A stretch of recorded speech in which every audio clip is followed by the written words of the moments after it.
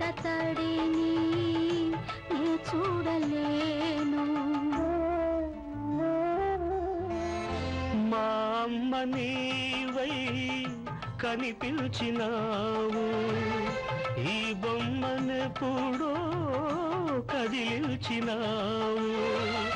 నిన్ను చూడగానే పొంగింది రక్తం, కనుచూపులోనే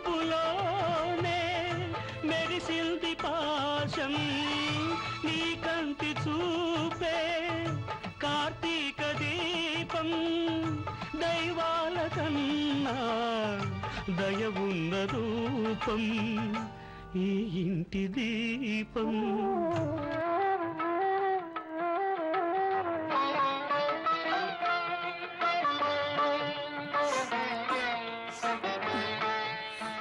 మావా,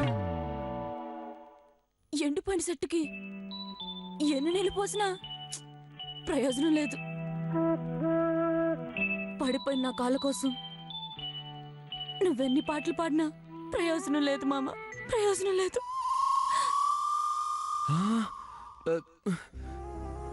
లేదు మే, నువ్వు ఎండిపోయిన చెట్టు కాదు మే, పండాల్సిన చెట్టు మే, పండాల్సిన చెట్టువి మే. ఇంద్ర సినిమాలో గల్లు గల్లు మన సిరుము వల్లే చినుకే రాలగా అని చిరంజీవి గారు పాట పాడి మన సీమకి వాన తెచ్చినట్టు నేను కూడా పాట పాడి హైదరాబాద్కి వాన తెప్పిస్తావు మామా? లేదు మే, నీకు కాలు తెప్పించేస్తాను మే, కాలు తెప్పించేస్తాను, కాలు తెప్పించేస్తాను మే, కాలు తెప్పించేస్తాను. నేనంటే నీకెంత ప్రేమ మావా? నా కోసం, నా కాళ్ళ కోసం నువ్వెంతగా తప్పిస్తుండవు మావా. మావా, నిన్ను నీ ప్రేమను అర్థం చేసుకోకుండా నిన్ను సానా తూర్లు బాధ పెట్టాను, కష్టపెట్టాను.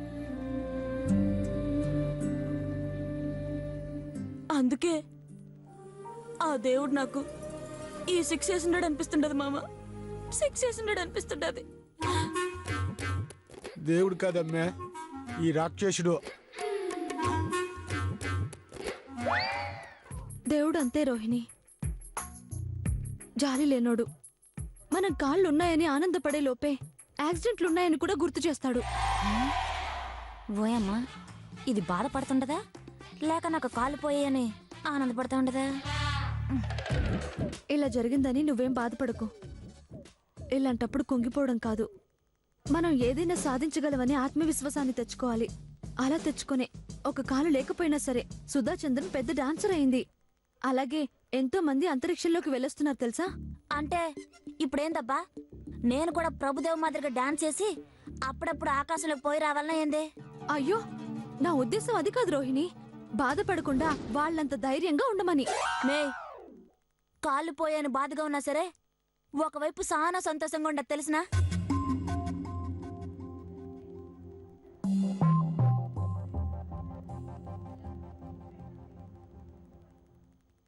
అవును, ఎందుకంటే ఇట్ట ఆయన మా మామ ప్రేమను పొందే అదృష్టం దక్కింది.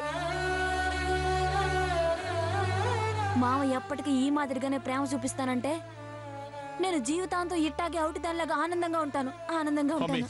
లేదమ్మీ, నేను ఇట్లా చూస్తా నేను బతకలేనమ్మీ. అవసరమైతే మన ఆస్తులన్నీ అమ్మైనా సరే నీ కాళ్ళు తెప్పించుకుంటానమ్మీ. నాయనా, ఆస్తులమ్మి ఆసుపత్రుల చుట్టూ తిప్పితే డాక్టర్లు బాగుపడతారు తప్ప నా కాళ్ళు బాగుపడవు నాయనా, బాగుపడవు.